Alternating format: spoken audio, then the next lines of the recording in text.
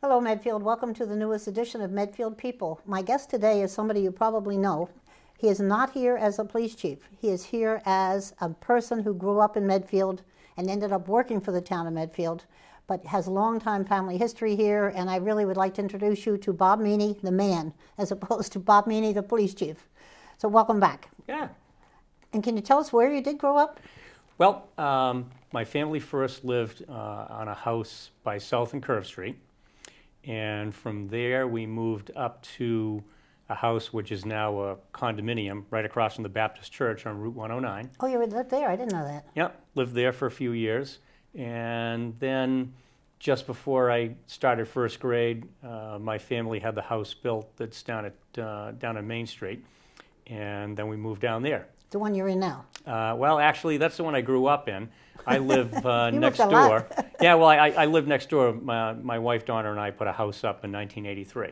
Okay. So we're still in the same land and whatnot, but and it's all East Medfield, which that was very simply the address. It was it's pre-zip code. It was just East Main Street, East Medfield, and all the mail got there just fine. So a little different. What did your dad do for a living? He and his partner, Curtis Kegwin, ran the Sunoco station down on 109 next to Shaw's. That was here when we moved here. Yep, it was... Kegwin and Meaney. Yep, it was in my father's side of the family since the 30s. Oh, I didn't know that. Yep, it closed for a few years during the war when my father went in the service and Mr. Kegwin went in the service. And then they opened back up, I think it was late 1945, and then both of them retired in 1967. Okay, that's shortly after I moved here. Yep. We moved here at the end of '64. Yep, and then two of the fellows that worked for them, Don Johnson and Win Crocker, took it over, and it was a Crocker and Johnson for a number of years, and then it's gone through a couple of folks since then. And your mom was a stay-at-home mom? Yes, she was. Yep. My mom grew up north of Boston and around the Boston area. She went to Girls Latin School. She went to Smith College. She was out at Smith the same time that Julia Child was there, I think. Jeepers, I didn't know that. Yeah, I think Julia Child was a year older, so graduated a year ahead of my mother. And then from there, my mom went to the Deaconess Labs in Boston, and that's where she worked for several years, to include the Kennedys would come in, and especially the children, to have their blood drawn. And they would be very insistent that they would want my mother to draw the blood. So she did that numerous times. And she told me about the day of the 1938 hurricane, where, you know, they're constantly monitoring the instruments then, no computerization. Sure. So you did your own standards and made sure that everything was up to par, and a good Smith College woman is going to make sure that everything is perfect. And they were watching the barometer drop and drop and drop. And initially they felt there was something wrong with the barometer. And, you know, my mother was fairly insistent that, well, no, we have good equipment here. That's what the barometer is. And then came the hurricane. Wow. So, yeah, it was a little interesting tidbits. I remember a little of I was born in 1934, and I remember a little bit of the winds and the storm, but that's not much. Yeah. You know, because I was 4 years old, but your mom certainly remembered an awful lot more. Oh, yes. Yep. The people that were here. Yep, they were certainly impacted in Boston. All of, you know, New England was impacted, not just by the wind, but the amount of rain and whatnot, and the surprise. Yeah, and the town hall, the top of town hall was gone. Yep. And the church, the Unitarian and the church. Yep, with the spire through the roof. Isn't that amazing? Yep. Did you have brothers and sisters? I have one sister. She's 15, 16 years older than I am, and because my mom was married once before, and her husband died of tuberculosis. So she's really, you know, like a stepsister, a half-sister, but we've never ever thought of ourselves as that way. It's just brother and sister. she went through the Medfield school system towards after they moved out of Boston once her dad died. And they lived for a period of time with my aunt and uncle, Elaine and Gildo Pederzini. And she went to Medfield High School, of course.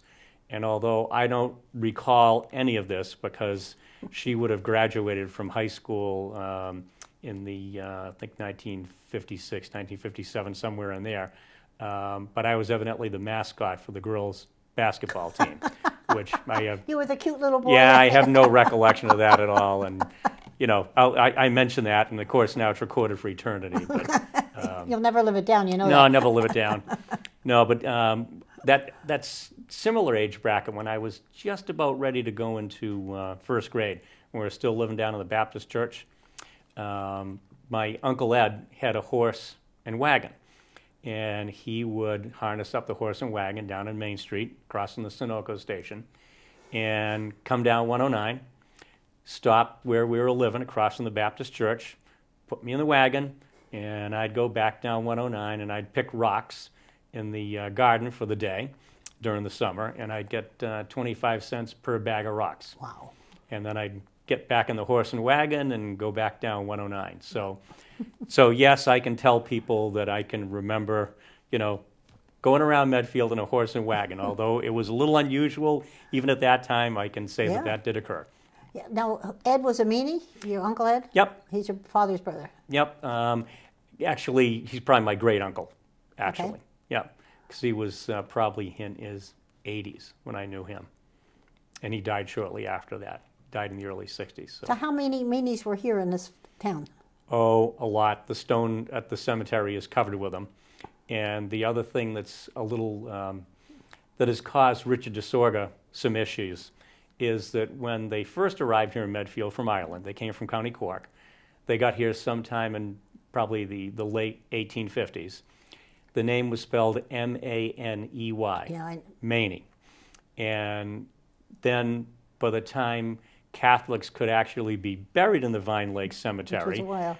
and they bought a stone, it was M-E-A-N-Y.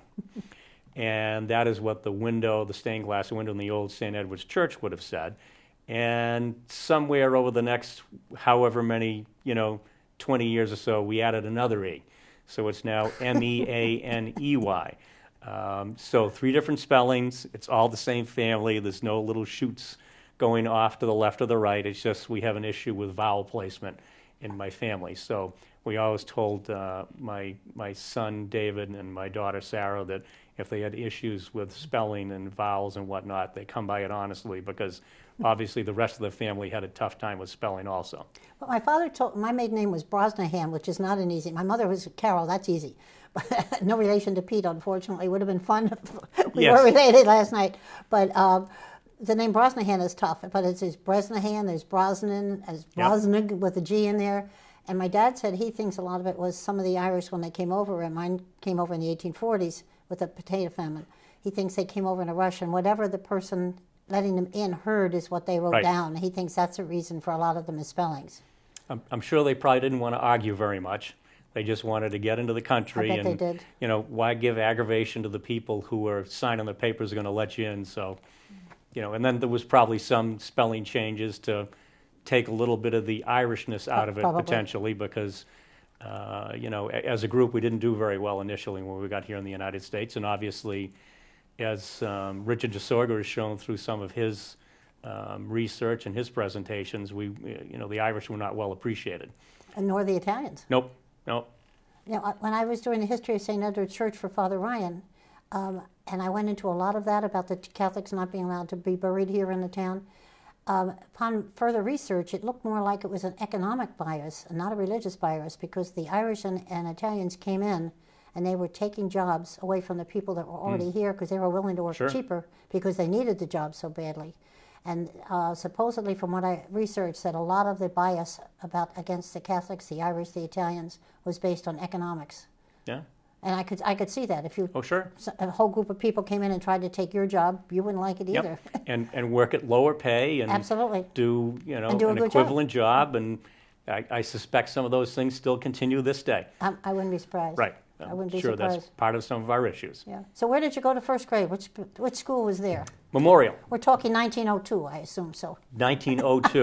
Okay. Yeah, if we're talking 1902, where would I be? Would I be in the Wheelock School on Pleasant Street That's somewhere? what you would have been. So you went to Memorial School? Went to Memorial. Yeah, the only school I did not go to is I did not go to the Wheelock School. Because it wasn't built to my kids. That was after me. So I spent my first few years at the Memorial School. And as you've done also, you go down there and you do the reading programs for the children, the kindergarten and the first grade. I have a great time doing that.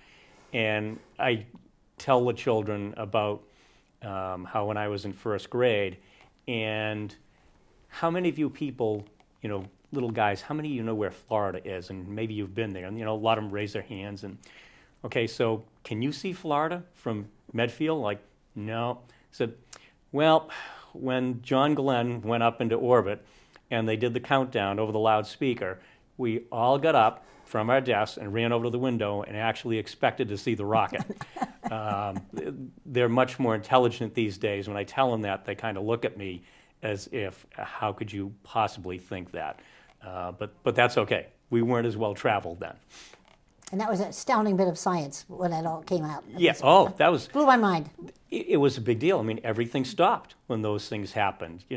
School stopped. It would certainly be on the loudspeaker. In later years, perhaps you'd even go to the auditorium and watch the launch. And now it's certainly not mundane. It's still a pretty significant event. But the United States doesn't come to a stop to watch that.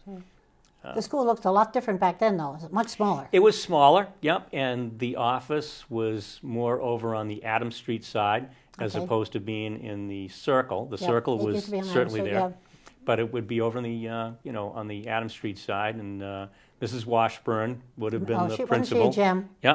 Yep, she was a wonderful person. And who was your first grade teacher? Mrs. Sylvester. Oh, okay. Yeah, Mrs. Sylvester was my first grade teacher, and in those days, we were there until, first, second, third grade. And I still remember that when you got the opportunity, if you wanted to play a musical instrument. So I signed up to play the trumpet. And in those days, Mr. Hersey, Bob Hersey, would then deliver the trumpet to your house. Oh, geez. So, it wasn't just you go pick it up at school. No, that was an important thing, and that was a big decision to put the money aside to rent the trumpet, because you didn't buy it, you rented it. And so that's where my music career started. I'm going to say career, really. I have no career in it, but that's when I first started playing an instrument. What other teachers do you remember from those years? Oh, I had Mrs. Roach and Mrs. McCormick. Don't remember her. And then partway between during the third and fourth grade, we moved from the Memorial School over to the Dale Street School when they put the new addition on. And I was down there last week talking to some of the teachers and whatnot. And of course, with the anniversary of the Kennedy assassination being last fall, I can absolutely remember which classroom I was in. It was Miss Morgan. And if the chairs were aligned up the same way, I could go back and I could point out, which chair I was sitting in, because there are certain events that you will remember in your life. I remember where I was sitting, too. Yep, and that was a huge event. And I remember very clearly where I was. No, the kids came home from school and told me. We were living in Levittown, Pennsylvania at the time. Yeah. And I do remember that. Was Mrs. Harrington there at the Dale Street then? Because she was one of my kids' favorite teachers of all time. No. I loved that woman. Let's see, fourth grade was Miss Morgan, and then I had Mrs. Welton. Okay, I remember was her. My fifth grade teacher, and then I remember Mrs. Rossi. Oh, of course. Another one of the She was another gem. Grade. Oh, and geography. Mm-hmm. I always remember she had, I think it was Arizona Highways magazines in her room. And I thought it was just the neatest thing to be able to look through these magazines, that there was a part of the United States that looked like that. And, of course, we didn't travel around too much. Going to New Hampshire was a big deal. Mm-hmm. And I remember that, you needed to learn the capitals of the 50 states, and, that was done, and I could probably rattle most of them off now. We're not going to do that today. I won't test. No, because there's no sense confirming the fact that I can't remember them. I'll just say that at one point I did, but... I think we all did. But and you remember things like watching movies in the Dale Street Auditorium. the half day before the Christmas vacation. You'd go down to the auditorium and there'd be some, general movie that everybody could watch. Of course, there weren't any issues with what you could watch back then. And, you'd watch the movie, and back in those days, there was probably already 10, 12 inches of snow on the ground, and the snow would stay there until March. So, yeah, that was a great school. Yep, and then you went off to the middle school. Yep, and that would have obviously been the junior high at that point when that opened up. So we were first into the addition at Dale Street. My class was first into the junior high. And I think my homeroom was, I think it was 109 was my homeroom in the junior high. I don't remember my kids' and that was a big deal because, it was a much bigger building, and you had lockers. You had your own locker, which was you never had that before. You just, brought stuff with you. And, of course, there wasn't as much stuff going home and coming back to school then. You're very different. Certainly in the junior high and the high school, one of the goals of the day was to get all of your homework done during the study periods, so they didn't have to bring any books home. Now, I have no conception how the students in the current middle school and high school would possibly ever be able to get all their work done in the course of the day, so they didn't have to do homework at night. I don't think but any that of was my certainly kids one of did. our goals. I don't think any of my kids did it all in school. No. Don't remember it, because if they were really good, I'd say, do your homework quickly, and then we'll go over to Rocky Woods and skate. Right. If you're good, but I still remember the homework at night for all of them. Oh, yes. Yep. Yeah, so the middle school was good too then. Yep, I enjoyed that. Yep. Mr. Morris was, Jim Morris Jim Morris, was the he principal. was another gem. Yep, he was, old school, and you did things his way, and it was very clear that he was in charge of the building and whatnot.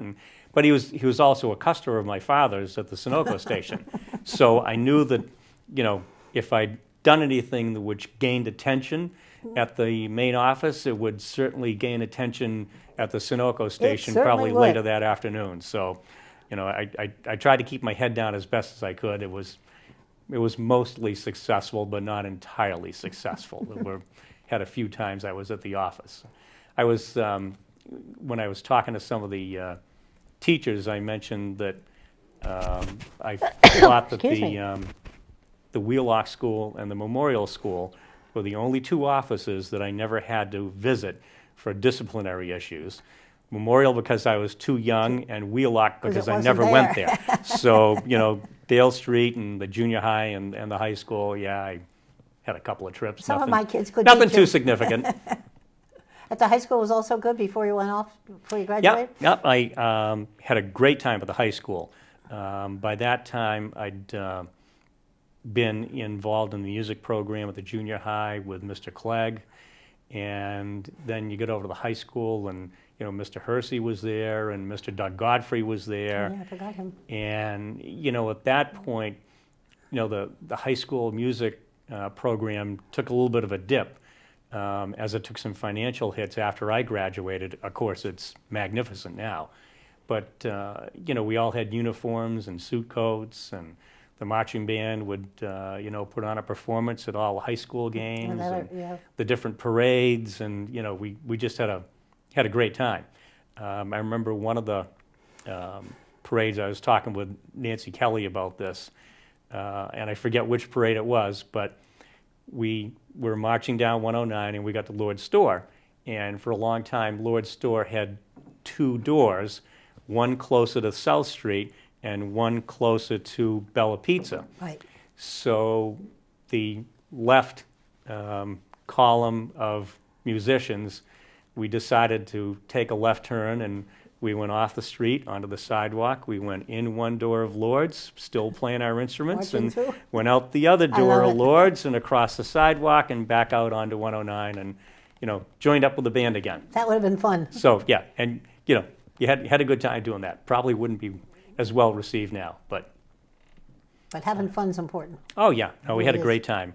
And if you knew the custodians, one of the things that you got to do was to be on the setup crew, so that if they needed some help setting up, one of the auditorium or the gym for an event, the custodian could come into class and just kind of look at the teacher and point at a couple of people and you Oh, good. need you, and you'd come out of class, which in retrospect I probably should have stayed there and learned some more, but you took your advantages when you could. Darn right. And you'd go help set up in the gymnasium. I remember especially for graduation and whatnot, and for the different concerts in the spring, and you'd be in the setup crew.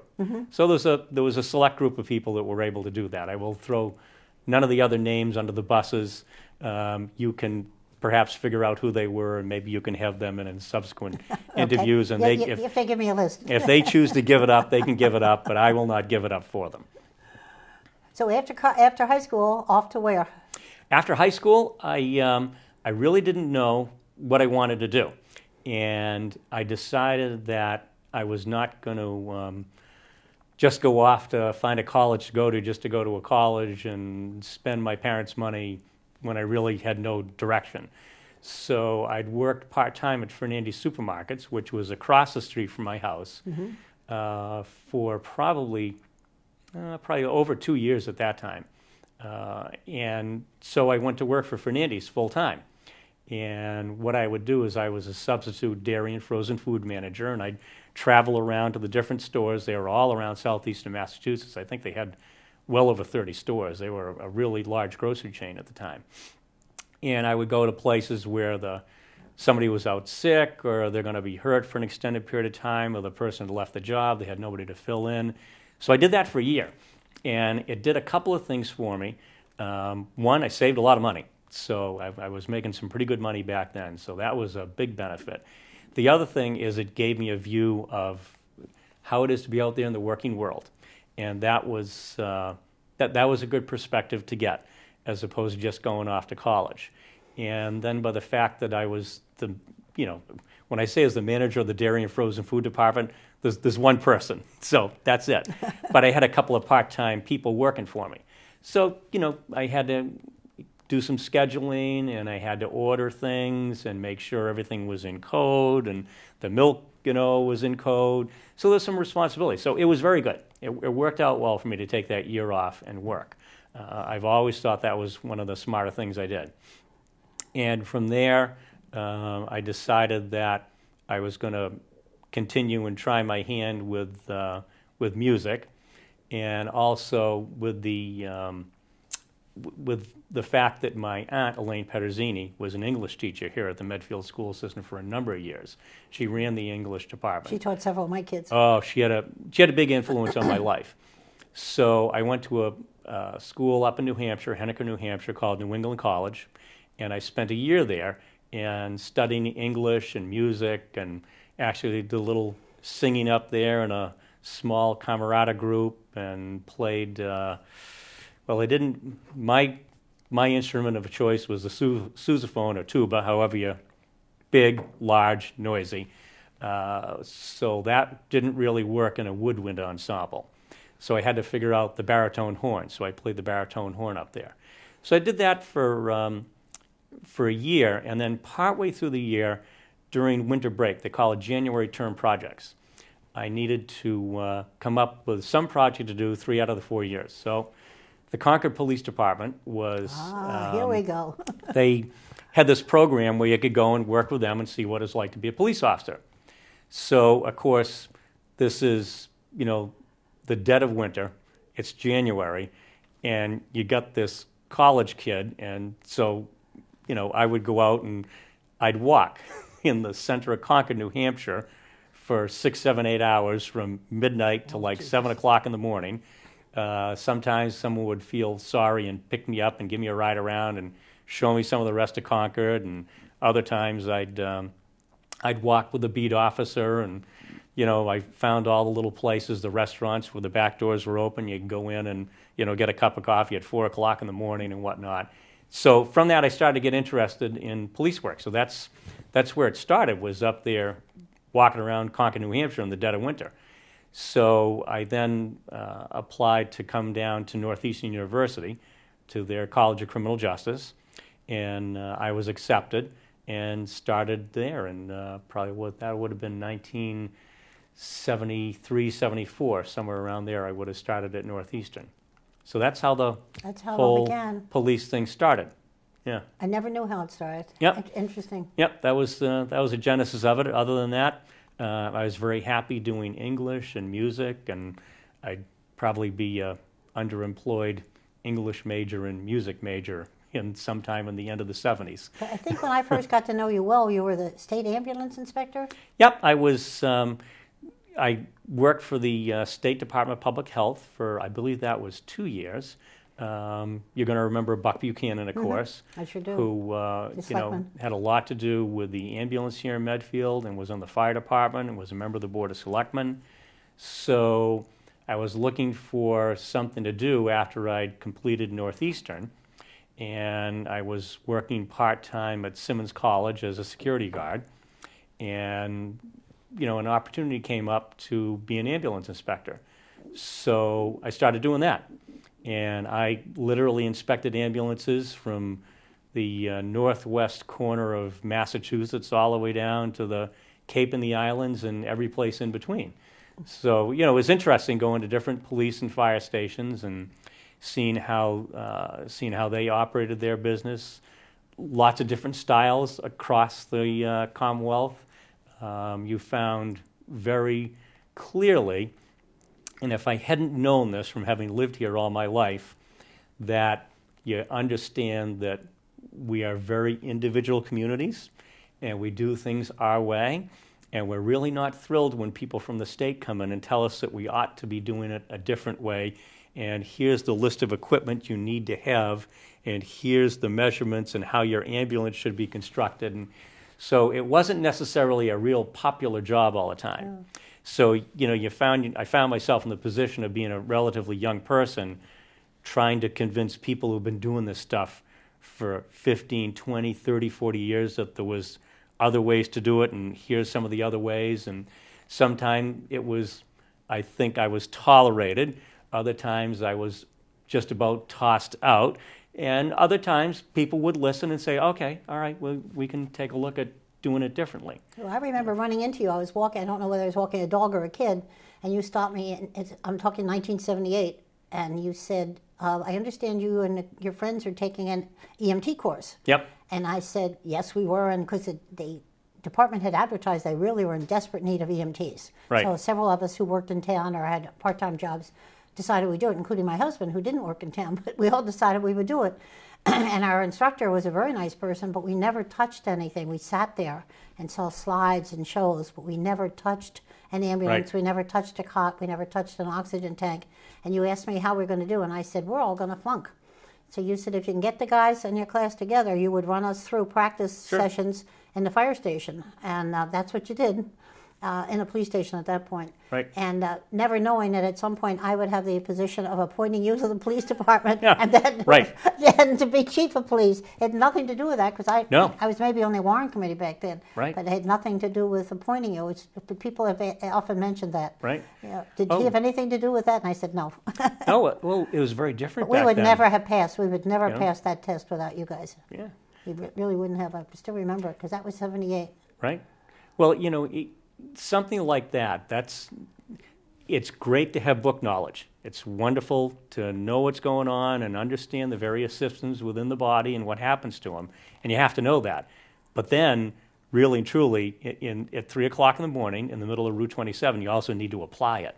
Yeah. And if you're not prepared to apply it, you can know all sorts of great ththings that are going on inside that person's body, but you got to be able to do something. No, I have to do things with my hands to learn what it Right. is. No question about it. Yeah, it's all of the various medical skills that whoever you are in whatever part of a medical organization, the hands-on skills they're critical. Mm-hmm. It's a key, and it was fascinating how the ambulance worked back then. People now they'll probably have a little bit of chest pain when you describe this, but a call would come in for the ambulance, and there'd be a list of people, and you just start calling and hoping that you could find 2 people that would be willing to, Well, we had pagers.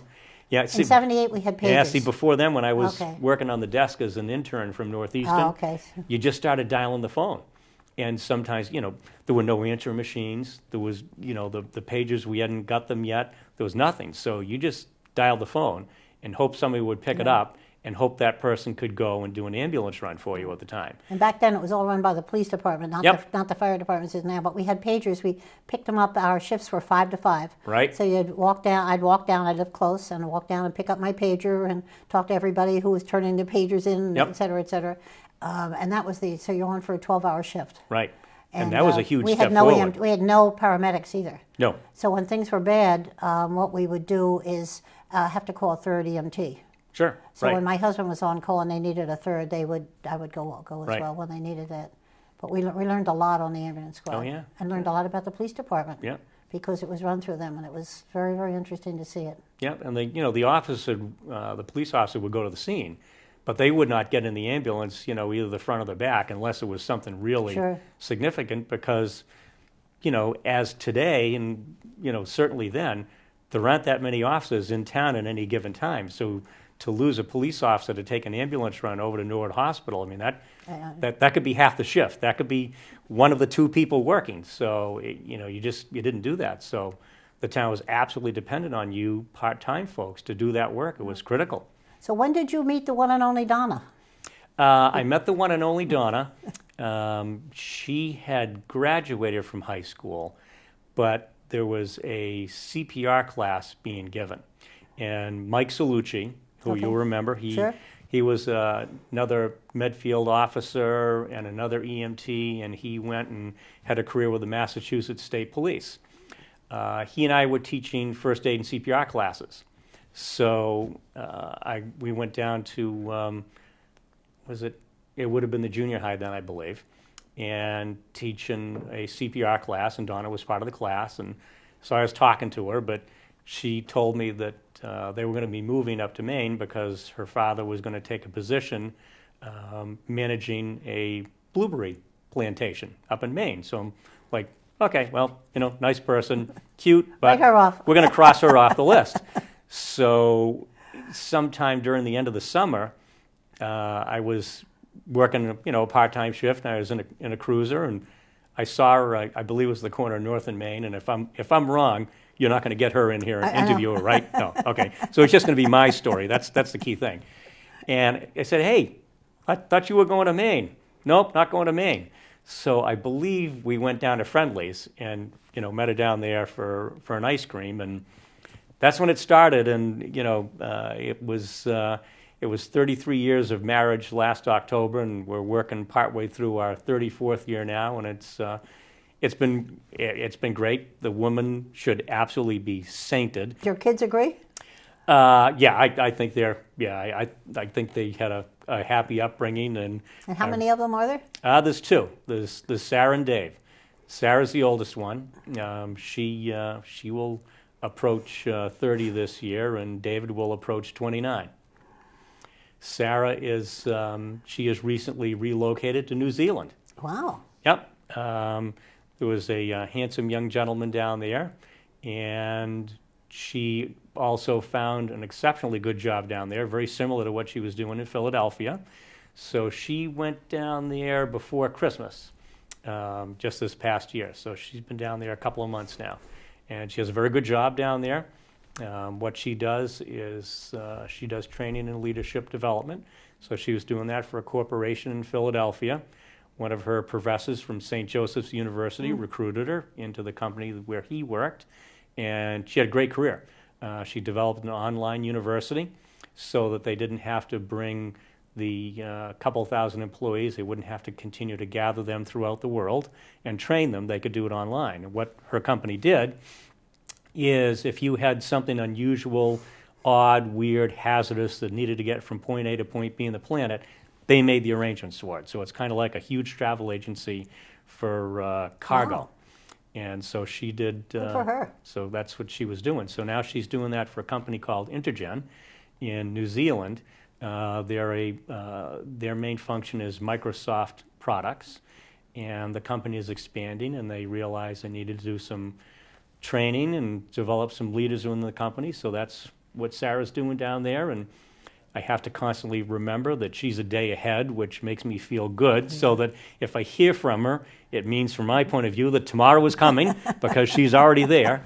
I also have to remember that, we're up here and it's snowing outside the studio now, and she's probably sitting down there, and it's probably about 70 and sunny and nice. And at some point, we'll probably go there. And tell her she can watch this on the internet, too. She'll be thrilled by that. Medfield.tv, and she can watch it. Okay. And we can also we'll give you a hard copy as well. So that's Sarah. And then David, they're both they're both Medfield High success stories. And one of the other jokes around the family is that no matter how many Medfield days Donna attends, or how many Medfield Fire Department chicken barbecues she goes to, she is not going to be a townie. She can gain some townie points by going to those events, but she will not be a townie. Her two children are. Yep. So Sarah and David are. So David, when he graduated from high school, he elected a slightly different route. He went to Norwich University, which probably 2/3 of the college up there are members of the Corps Cadets, so it's a military school. He did sports medicine, and he elected to play rugby up there. And so I love watching rugby now. It's a bit confusing. Sometimes it doesn't make sense. There is a book called Rugby for Dummies, which I availed myself of, and I read it a couple of times. So he went up. He was up there for 4 years, graduated, and got earned a commission as a second lieutenant in the United States Army, and did training for logistics, which Donna and I were thrilled about. Secretly, I'm thinking, without voicing it, that great, the FedEx or the UPS of the United States Army, we'll get it to you on time, on place, wherever you need it. And he did well at that course, so he was offered the opportunity to go to another school before going over to Iraq, so he elected to go to Ranger School. And he made it through Ranger School, which put a little bit different spin on some of his assignments, sure. When he went to Iraq and then when he went to Afghanistan. All worked out fine. He made it through 2 deployments, came back, and in the most brilliant thing he's ever done, my mother will tell you the most brilliant thing I ever did was to marry Donna. And I will say the most brilliant thing that David ever did was to marry the girl who he dated since their senior year in high school, Lauren Segesi. So now I've thrown Lauren right under the bus. My son and daughter-in-law were at the wedding. Yes, absolutely. And as I describe her as my perfect daughter-in-law, she has already acquired the skills of being a very patient and saintful person, putting up with David, because there are some characteristics between the two of us that we share that can sometimes be perceived as being a bit problematic. But so they're living in Boston. And he works over at Harvard Vanguard, and he's working on, his degree is in sports medicine, and he'd like to continue on with that. So he's working on deciding what he wants to do and where he's going to go to school to further that part of his education. Wow. So that's the gang. Sounds like Medfield has done a good job for you and your whole family. Oh, my gosh. I tell you, Medfield has always been very good to us. Always enjoyed living here. Always been very proud to say that I'm from Medfield. It's one of the interesting things that there's a section of Baltimore, evidently, that's called Medfield. It's evidently a neighborhood, and that's what it's called. But other than that, as far as I know, there's one Medfield on the planet. There'll never be another town like it, I don't think. Yep, there's a Metfield with a T in England, from what I understand. But there's no other Medfield. So, I do like being from here.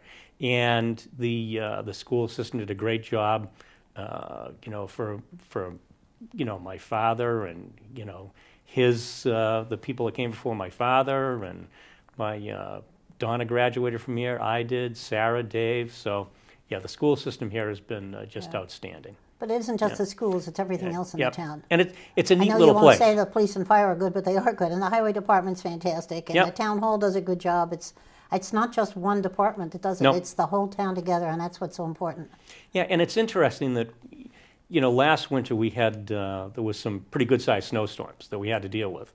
And, in my office one day we had, myself and Bill Kingsbury and Ken Feeney and Bobby Kennedy Jr. and I think Bob McGuire was there and Charlie Kellner.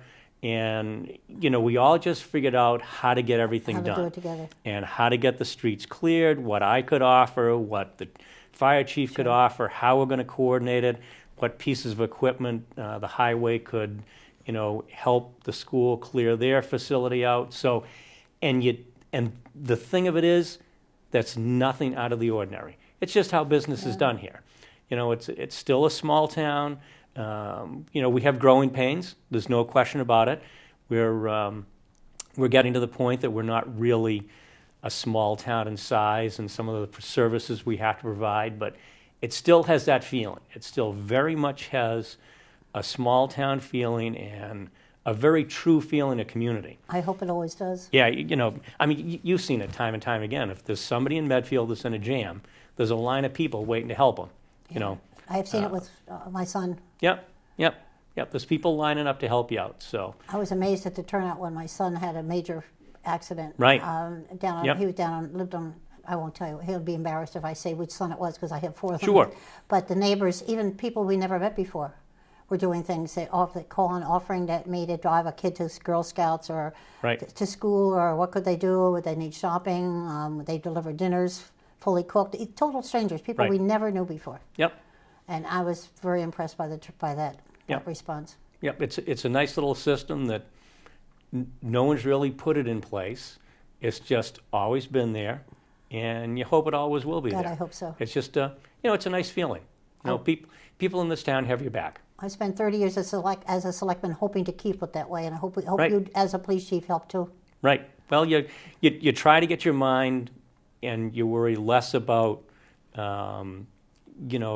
the statistics and more about the individual. The people. And you can't always do that. It doesn't always work that way. Sometimes things have to be done. But, everyone around here pretty well tries to think about the person as opposed to the event or the issue and what's best for the person. And that's why we call this show Medfield People. You just heard the whole thing winding down. Thank you very much, Bob Meaney, for taking you're welcome.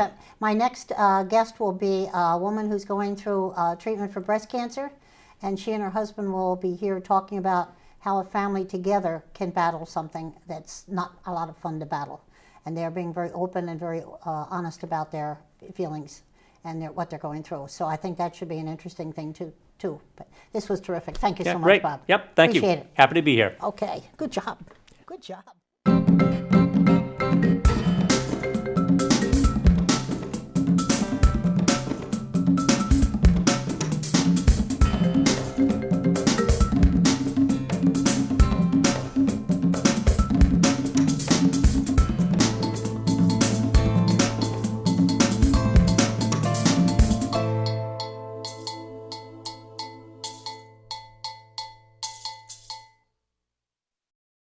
Production support provided by Medfield.tv.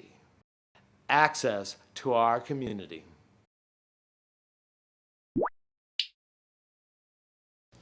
Hi, this is Pete Peterson. You are watching Medfield.tv.